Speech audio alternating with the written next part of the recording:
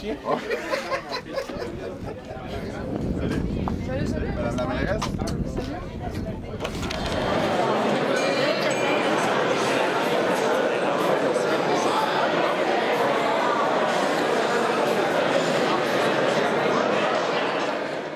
Wow! Non mais regardez-vous. Une salle remplie pour une activité libérale dans Montcalm, ça fait des lunes qu'on n'a pas vu ça. Bravo, merci. Ça prend de l'huile de coude pour organiser une campagne électorale. Ça prend des gens comme vous pour aller porter la bonne nouvelle. Ça prend des candidats compétents qui sont solidement enracinés dans leur comté, comme Louis-Charles Drouin. Et ça prend pas des candidats autour. Je ne vous ferai pas l'éloge ici ce soir de Louis-Charles parce que vous le connaissez tous. Je veux dire, le gars, il fait ses courses habillé en mou, pas coiffé, même pas dans sa ville, puis les gens l'arrêtent pour le saluer ou lui poser des questions. Donnez-lui 3-4 paparazzis, puis c'est une vedette. J'ai passé 6 heures non-stop hier avec lui, puis pas une seule fois j'ai regardé ma montre pour savoir quelle heure il était. C'est ma femme qui m'a appelé pour me demander quand est-ce que j'allais rentrer souper. Si ce gars-là a fait cette impression-là sur moi, alors je suis convaincu que le tsunami rouge libéral va commencer ici avec Louis-Charles Drouin comme député libéral de Montcalm. Merci beaucoup. Je ne vous dirai pas combien d'investitures que j'ai fait jusqu'à maintenant, que j'ai décidé, donc plusieurs par acclamation, et je dois avouer que c'est la deuxième plus importante investiture par acclamation. La première, c'est celle de Justin Trudeau. Alors, félicitations. On a un candidat qui est élu par acclamation, alors je passerai immédiatement, puisque c'est pas moi que vous l'entendez, tout le candidat, à proclamer le candidat Louis-Charles Drouin, le candidat officiel de votre circonscription.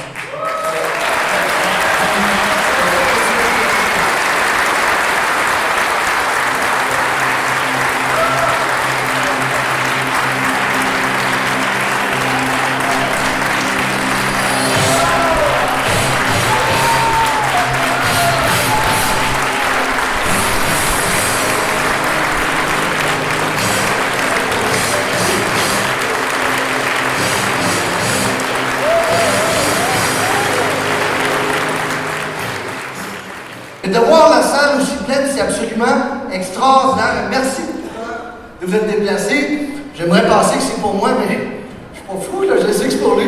Puis il mérite. C'est un maudit bon candidat. Puis merci, Louis-Charles, d'avoir le courage de le présenter. Merci du fond du cœur. Alors, qu'il y a un mouvement qui, à la racine, a des candidats comme Louis-Charles. Puis Louis-Charles, vous le connaissez mieux. Moi, je le connais pas beaucoup. Ce que je connais de lui en peu de temps, par contre, c'est qu'il n'accepte pas non comme réponse. Hein? Il y a une tête de cochon. J'ai dit 3 dates d'investiture, mais il a pris la 4e. Il y a une tête de cochon, mais il fonce, et c'est ça qu'on aime chez nos candidats. Quand il voit une porte fermée, ben il l'ouvre. Puis quand il s'en va en politique, ben c'est pour gagner. Et Louis-Charles, on va gagner ensemble. Alors, donc, je suis Stéphanie Terrien. Je suis la directrice de communication de la municipalité de Saint-Calix, mais je fais partie, bénévolement bien sûr, de l'équipe de Louis-Charles pour le moment. Alors, voici un portrait des nombreuses implications sociales effectuées par Louis-Charles depuis 2009. Vous serez en mesure de constater la progression rapide des rôles et responsabilités qui lui ont été confiés au sein des différents organismes. Commençons par la municipalité de Saint-Calix. Il a été président d'honneur du comité environnement Saint-Calix 2008-2010, président du comité vision stratégique Saint-Calix 2011-2026, membre du conseil d'administration de la Maison des Jeunes de Saint-Calix, fondateur spécial à l'Audière Basse-Laurentide 2010, situé bien sûr à Saint-Calix. La Loudière, donc la conférence régionale des élus, il est administrateur depuis 2009 et les membres du comité administratif exécutif de 2012 à 2014. Centraide la Loudière, membre du cabinet Montcalm lors de la campagne de 2010. Vice-président régional de la campagne 2011. Ensuite, président du cabinet de la MRC de Montcalm lors de la campagne 2011. Président de la campagne 2012, l'année avec une collecte record de 1,2 million qu'il a à son actif. peut applaudir ça quand même. Ensuite, MRC de Montcalm, président du comité de développement de la MRC de Montcalm depuis 2009. Il est membre du comité de gouvernance de la MRC de Montcalm depuis 2009, membre du comité culture et tourisme, membre du comité administratif exécutif depuis 2011, et il a été élu préfet adjoint de la MRC depuis 2013. CLD de Montcalm, administrateur en 2010, secrétaire trésorier, vice-président en 2013. Et ça lui arrive de voir sa famille aussi pendant ce temps-là. Autre implication, administrateur à la Régie de police de Montcalm depuis 2009, délégué de la MRC à la SADC HIA Montcalm 2009-2010, délégué de la MRC auprès de l'Association pour la mise en valeur des forêts privées de la Naudière depuis 2009, représentant de la MRC de Montcalm auprès de Tourisme à la Naudière depuis 2011, délégué à la Commission régionale des ressources naturelles et du territoire 2011-2012, et un prix exceptionnel pour un maire exceptionnel. Comme vous le savez, il a été récipiendaire du prestigieux prix Jean-Marie Moreau en 2013, remis par la Fédération des municipalités du Québec, et ce devant 1200 maires au Québec. C'est nous qui l'avons.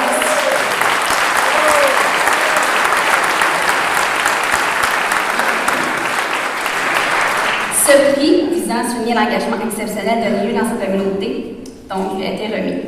M. Toin, Louis-Charles, a reçu ce prix suite à seulement un seul mandat au sein de la politique municipale. C'est une première au Québec. Et c'est prix de convoité également par la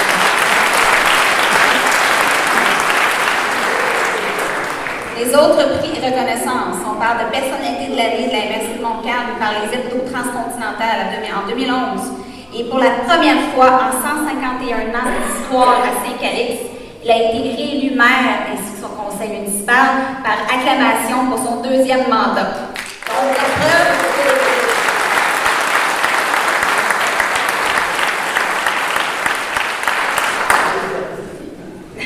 je sais, vous voulez le garder, hein, mais là, ça s'annonce pas bien.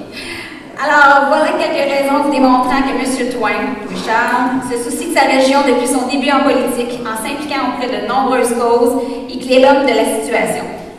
Et quoi de mieux pour conclure ceci que de vous partager les messages d'appui reçus par la grande majorité des élus de Montcalm suite à l'annonce de sa décision de se lancer en politique fédérale. Je lis ça. Alors, brièvement. J'accorde mon appui à la candidature de M. Louis-Charles Toin. Cet homme de terrain, déterminé et bon négociateur saura donner une place à la Naudière et à notre province au sein du Canada. Signé Mme Danielle H. Allard, préfète de la MRC de Montcalm. M. Louis-Charles Toin est le candidat parfait. J'appuie sa candidature au poste de député fédéral libéral. Signé Véronique Verne, mairesse de Sainte-Marie-Salomé. Charles Wilfrid Laurier a sans doute été le plus grand homme politique. Louis-Charles Toin, maire de Saint-Calix, est de la même trempe. Signé Marie Bourassa, maire de Saint-Roch-Ouest. Je souhaite appuyer M. Louis-Charles Toin aux prochaines élections fédérales. Il a l'esprit vif, de bonne écoute, il saisit toutes les opportunités et défend ses dossiers avec conviction. Ghislaine Pomerleau, mairesse de Saint-Ligory. J'appuie M. Louis-Charles Toin. Pour moi, Louis-Charles, c'est notre roc la salle des années 2015. Robert Perrault, maire de Saint-Alexis. Il me fait plaisir d'appuyer la candidature de M. Louis-Charles Toin. Sa connaissance du milieu en fera un excellent défenseur de notre région. Michel Wilson, maire de la municipalité de Saint-Esprit. Je suis présent et t'appuie dans ta démarche vers Ottawa. L'homme qui pourrait faire la différence à Ottawa pour les gens de Montcalm. Marcel Jeté, maire de Sainte-Julienne. Nous pourrons compter sur un homme qui défendra nos intérêts avec fougue et conviction. J'appuie donc ta candidature et je nous souhaite ton élection. Georges Loca, maire de Saint-Roch-de-la-Chicane.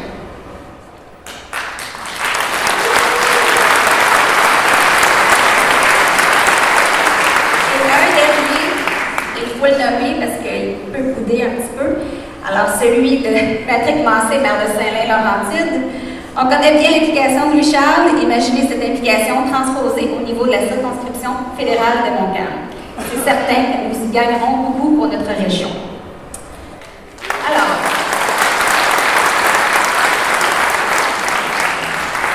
Maintenant, je vous demanderai d'accueillir bien chaleureusement votre candidat officiel pour le Parti libéral du Canada dans Montcalm, Richard Toin. Alors, évidemment, merci beaucoup d'être là. C'est vraiment très apprécié. Quand on organise un événement comme celui-là, la pire chose qui peut nous arriver, c'est de passer la soirée seul. Donc, ce que j'ai envie de vous expliquer aujourd'hui, en fait, c'est 3 points. Le premier, c'est pourquoi, à ce moment-ci, avoir choisi de m'en aller en politique fédérale. Le deuxième, pourquoi Justin Trudeau et le Parti libéral du Canada. Et le troisième, mais pourquoi je serai le meilleur député que vous pouvez avoir dans mon cadre. Donc d'abord, pour vous expliquer pourquoi à ce moment-ci, je vais vous parler de la situation actuelle. Pour vous expliquer pourquoi, à ce moment-ci, je dois vous partager mes inquiétudes sur les décisions du gouvernement actuel. Le problème, c'est que je dois limiter mes interventions à quelques temps et j'en aurai pour la soirée pour vous raconter des inquiétudes. Je pourrais vous parler des coupures de Radio-Canada, je pourrais vous parler des parcs, des services douaniers, des services aux anciens combattants, je pourrais énumérer toute la soirée. Mais puisqu'il faut choisir, voici. Donc, je vais vous parler de défense nationale, je vais vous parler d'environnement, je vais vous parler d'agriculture et agroalimentaire, et finalement, je vais vous parler de finances publiques. Donc, d'abord, au niveau de la défense nationale, mes amis, vous devez savoir, en fait, c'est simple. Il y a 10 ans, nos militaires étaient généralement déployés pour des missions humanitaires. On était des porteurs de paix. Vous aurez sûrement, comme moi, constaté qu'après quelques années d'un gouvernement conservateur, nos soldats sont envoyés comme des kamikazes sur la ligne de feu. Le premier ministre tente de nous convaincre que les militaires sont uniquement présents à titre de support logistique ou à des fins de formation, jusqu'à ce que les médias nous rapportent des incidents sur le terrain, confirmant l'implication beaucoup plus importante qu'on veut bien nous le faire croire. Environnement. Avant 2006, en fait, jusqu'à 2006, le Canada était un joueur de premier plan à l'international concernant l'environnement.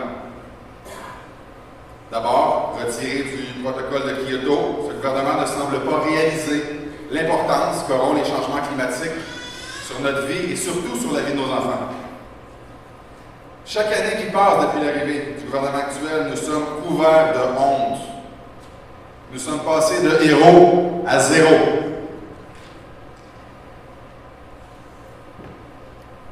Si je vous disais que 33 pays, incluant les États-Unis et le Mexique, ont déjà déposé leur objectif de réduction de gaz à effet de serre, les GES. Est-ce que vous lisez, c'est pas une mauvaise blague? Le Canada fait partie des quelques pays industrialisés qui n'ont toujours pas affiché leur couleur. Où est le Canada? C'est important, c'est notre ère. Encore en environnement, il ne faut pas être alarmiste, mais alors que l'ONU, Organisation des Nations Unies, publie un rapport qui nous met en garde contre une pénurie d'eau potable mondiale d'ici les 15 prochaines années.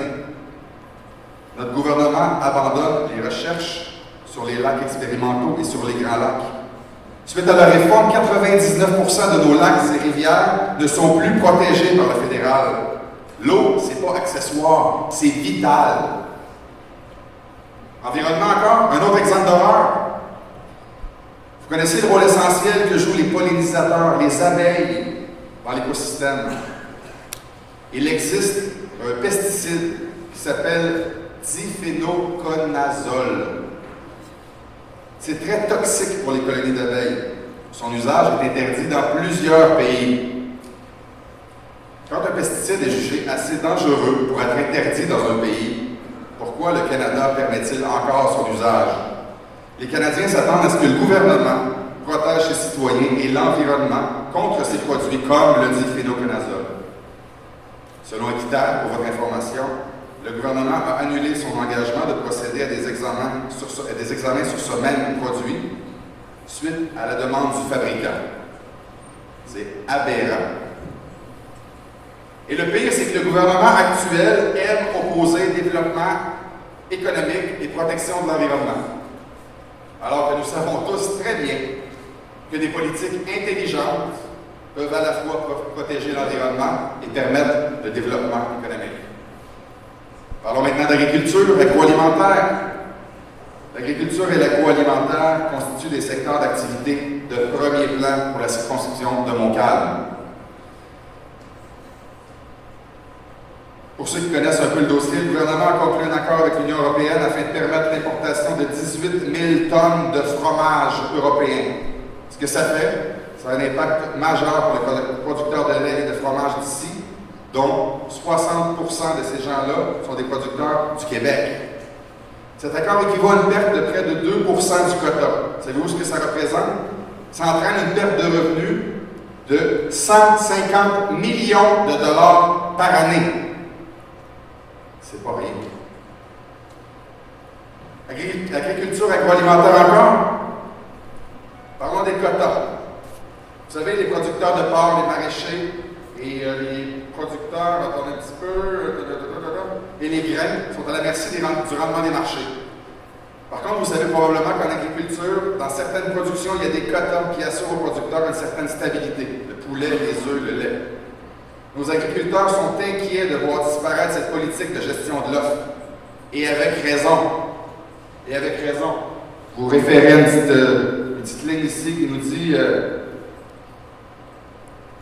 selon le National Post, le premier ministre Harper, et ça date de la terre de chez nous 2014, le premier ministre Harper aurait mentionné que le Canada pouvait facilement se conformer aux critères d'adhésion du TPP, même si cela nécessitait de remettre en cause la gestion de l'offre. C'est très sérieux pour nos agriculteurs. Mais réalisez-vous qu'ils s'attaquent ici à des gens qui travaillent comme des forcenés avec comme unique objectif de nous nourrir. La bouffe, c'est pour nous autres. Finances publiques maintenant, parce que j'ai pas vu la soirée, je suis obligé de faire court. Après 10 années de surplus libéraux, le gouvernement actuel a cumulé 7 années de déficit. Et il y a quelques jours, curieusement, à moins de 6 mois des élections, il nous dépose un budget d'apparence équilibré. Avec le grand spectacle qui enrobe la présentation du budget, on oublie que les surplus présentés comme du nouvel argent a été récupéré à coups de hache dans nos institutions.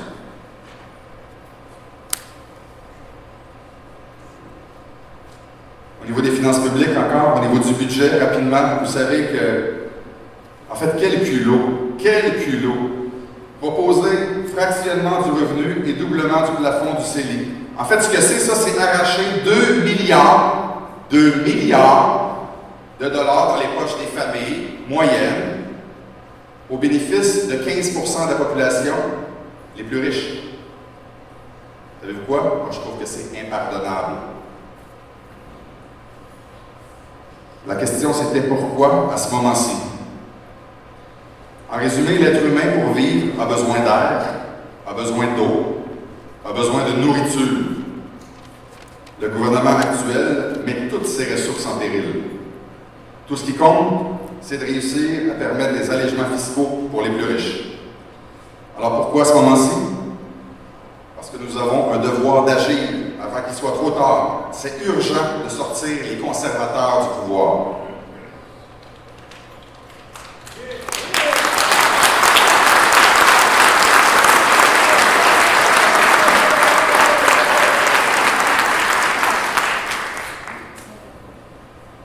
Maintenant, pourquoi Justin Trudeau et le Parti libéral du Canada? Voici ma lecture bien personnelle de l'échiquier politique fédéral de 2015. Je vous présenterai ce qui pourrait être en théorie et ce qui est en réalité. Depuis plusieurs années, les conservateurs semblent avoir oublié l'Est du Canada. Visiblement, les conservateurs n'ont d'intérêt que pour l'Ouest canadien. Nullement besoin d'être un grand analyste politique pour savoir que pour les conservateurs, seul l'Ouest existe, et même pas tout l'Ouest. Mais un gouvernement fédéral a l'obligation de traiter l'ensemble de ses territoires avec équité. les conservateurs nous ont clairement démontré que le mot équité ne fait pas partie de leur vocabulaire. Mais si nous souhaitons battre les conservateurs, quelles sont nos options? Qui pourrait travailler pour l'ensemble du Canada, incluant le Québec? Alors voilà, en théorie, voici les joueurs. D'abord, les conservateurs. On sait qu'il y a un intérêt unique pour certaines provinces de l'Ouest. Le Bloc québécois, l'autre bout, qui a un intérêt unique pour le Québec. Alors ça, le NPD, le Parti libéral du Canada, propose de travailler pour l'ensemble du Canada, incluant le Québec. Passons maintenant de la théorie à la réalité. Les amis du Bloc québécois, en fait, tous s'entendent. Mathématiquement, ils n'ont aucune chance de former le gouvernement. En théorie, ils se prétendent les défenseurs du Québec à Ottawa. Mais en réalité, ce parti n'a même pas la possibilité d'influencer les décisions. Imaginons que le Bloc québécois tente de faire passer un règlement ou une loi qui avantagerait davantage le Québec par rapport aux autres provinces. Tous les autres partis fédéralistes s'y opposeraient. Alors, voter pour le Bloc québécois, malheureusement, malgré toutes les bonnes intentions, c'est d'envoyer des figurants muets pour exprimer vos besoins. En réalité, c'est de verser des salaires et des fonds de pension pour des gens qui, malgré leur bonne foi, je le répète, ne peuvent rien faire pour faire progresser le Québec. Alors qu'il devait y être pour un seul mandat, le Bloc québécois a fêté ses 20 ans à Ottawa. Dans le contexte actuel, au lieu d'aider, le Bloc québécois nuit grandement au positionnement du Québec à Ottawa. Même M. Lucien Bouchard, le fondateur du Bloc québécois, nous a dit, et je cite, en août 2014, « La présence du Bloc à Ottawa, ça dilue l'autorité et le pouvoir politique du Québec à l'intérieur de la Fédération. » M. Souveraineté, Pierre-Carl Péladeau, nous a dit à 3 reprises l'année dernière que le Bloc, qu'est-ce qu'il nous a dit? Il nous a dit que le Bloc ne sert strictement à rien, sauf de justifier le fédéralisme. Le Bloc québécois, j'ai toujours eu de la misère avec ça. En octobre prochain, il n'est pas question de référendum sur la souveraineté. C'est l'élection fédérale d'un pays duquel nous faisons partie, jusqu'à preuve du contraire. C'est une chance pour le Québec d'obtenir sa part du gâteau. Il est grand temps de remplir les chaises vides laissées par le Bloc québécois à Ottawa. Maintenant, rapidement, le NPD. Demandez à n'importe qui ce qu'il connaît du NPD. La grande majorité vont vous répondre, c'est le parti de Jack Layton. En théorie, ce sont des gens qui, comme le Bloc québécois, sont remplis de bonnes intentions. Mais en pratique, c'était le parti d'un seul homme, et c'est Jack Layton, malheureusement décédé. Et les gens ne s'identifient pas à Tom Mulcair. Selon moi, ils pourront assurément faire des percées dans quelques circonscriptions, mais ce sera négligeable à l'échelle du pays. Ils ne feront que diviser le vote au profit des conservateurs. Donc, je vous le disais tantôt, en théorie, il y a 4 partis qui sont représentés dans cette course. Toutefois, en réalité, seul le Parti libéral du Canada et le Parti conservateur du Canada peuvent réalistement espérer former le prochain gouvernement et ou l'opposition officielle. Mon résumé de l'échiquier politique 2015, je vous l'ai dit, seul le Parti conservateur et le Parti libéral peuvent réalistement espérer former le gouvernement. On l'a vu tantôt, le Parti conservateur travaille uniquement pour l'Ouest canadien. Certains électeurs de l'Ouest, d'ailleurs, l'ont compris, et eux vont concentrer leur vote pour le Parti conservateur. Au Québec, la division des votes entre le NPD, le Bloc québécois et le Parti libéral avantage, bien sûr, les conservateurs. C'est clair qu'eux, les conservateurs, sont très heureux de ça. Ils les aiment, le Bloc québécois et le NPD. En plus de favoriser leur réélection, ça leur donne des arguments additionnels pour exclure le Québec et les provinces de l'Est. Donc, en théorie, je disais, il y a 4 partis, mais en réalité, seulement 2 peuvent former le gouvernement. Alors, qu'est-ce que nous voulons collectivement? 1, on veut un gouvernement conservateur, pour qui le Canada se limite à l'Ouest canadien, ou on veut un gouvernement libéral qui a à cœur toute la nation incluant le Québec. Pour moi, il n'existe qu'un seul choix logique, c'est l'équipe de Justin Trudeau et le Parti libéral du Canada. Pour contrer l'appui dont jouissent les conservateurs dans l'Ouest canadien, au Québec, nous devrons absolument nous ranger derrière la seule formation qui peut faire la différence pour tout le Canada, incluant le Québec, et c'est le Parti libéral du Canada.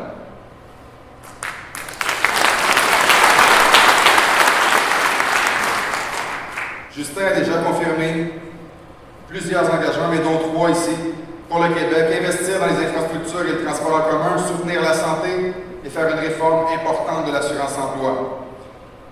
Il a annoncé aussi que suite à l'élection du gouvernement libéral, il allait restaurer le crédit d'impôt pour les contributions à des fonds au Fonds des travailleurs. En fait, ce que ça fait, ça, vous voyez le petit schéma, c'est simple. Quand il y a de l'argent, quand il y a des travaux qui se réalisent, ça fait travailler des gens. Ces gens-là qui travaillent par la suite vont épargner. Avec le crédit d'impôt, ils vont épargner dans ces fonds des travailleurs. Et les fonds des travailleurs vont réinjecter de l'argent dans d'autres projets. Et la roue tourne, c'est comme ça qu'on repart l'économie. Nous devons renforcer ceux qui sont au cœur de notre économie, les Canadiennes et les Canadiens de la classe moyenne. Les libéraux annuleront ce cadeau de 2 milliards de dollars aux plus riches de notre société. La question était, pourquoi Justin Trudeau et le Parti libéral du Canada? 1. Conservateurs ou libéraux? La question est simple, on veut faire partie de la solution ou on veut être exclu des projets et des décisions importantes. Ça sera à nous de choisir. Maintenant, pourquoi je suis le meilleur député pour Montcalm? Ça se passe bien jusqu'ici? Personne dort? Si, vous êtes gentils.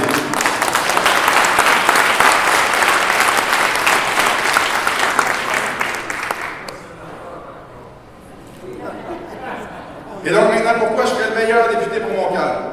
Avant 2009, jamais je n'aurais imaginé faire de la politique un jour. Même pendant ma campagne électorale municipale, je souhaitais faire un mandat et retourner au privé. Je dis souvent que tant que tu n'as pas fait de plongée sous-marine, tu ne le sais pas que tu aurais dû être un scaphandrier dans ta vie. Heureusement, personne n'avait averti que la politique était une des pires drogues de la planète. Et je dis heureusement car depuis que j'évolue dans ce milieu, j'ai réalisé que j'étais destiné à celui-ci. Je suis littéralement comme un poisson dans l'eau. Je suis vraiment heureux et privilégié de prendre soin de mon monde et de faire la différence dans la vie des gens. Depuis plusieurs années, par mes implications diverses dans la région, je suis bien au fait des enjeux et des défis que celle-ci devra relever. Et je serai un acteur de premier plan pour le développement de la circonscription de Montcalm afin qu'elle puisse atteindre son plein potentiel, et ce, sur tous les plans. À vous, mes patrons de Saint-Calix et de la MRC de Montcalm, chaque jour, votre support, vos marques d'affection et de confiance me permettent de me dépasser. Merci, vous êtes là. Les citoyens, j'en ai plein qui sont là. Merci.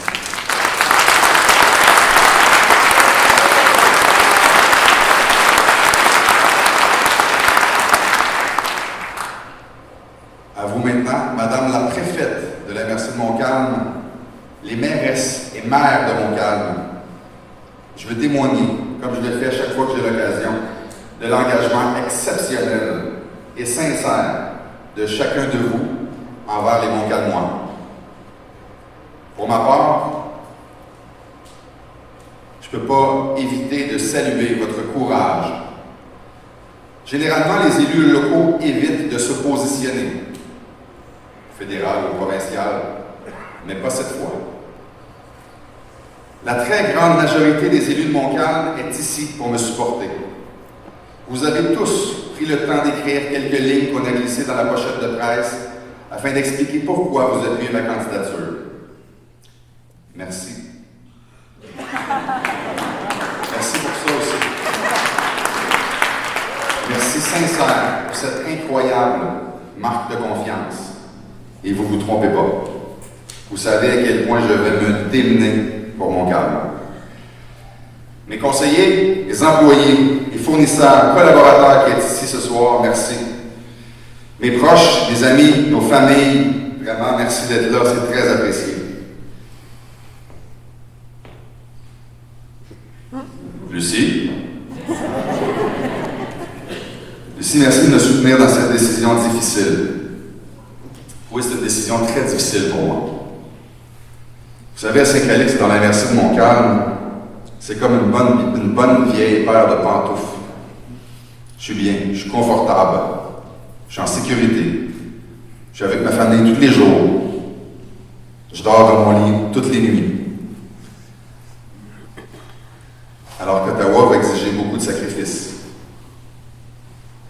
Malheureusement, je suis victime du syndrome du curé.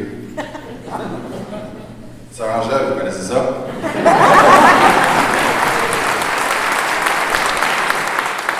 J'ai eu l'appel.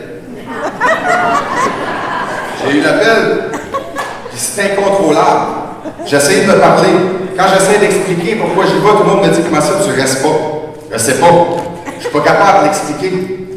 Je suis pas capable de l'expliquer, mais il faut que j'y aille. Il faut que j'y aille. Je pense qu'on peut faire la différence. J'y crois sincèrement.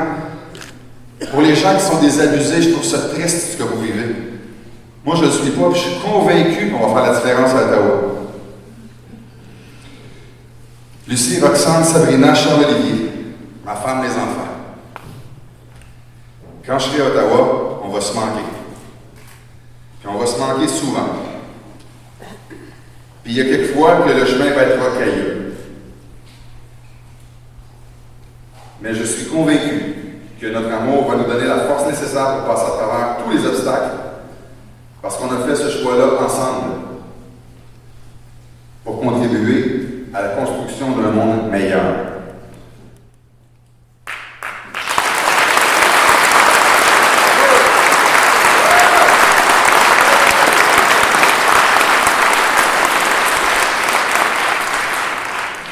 Je vous l'ai dit souvent, mais je vous aime profondément. Merci.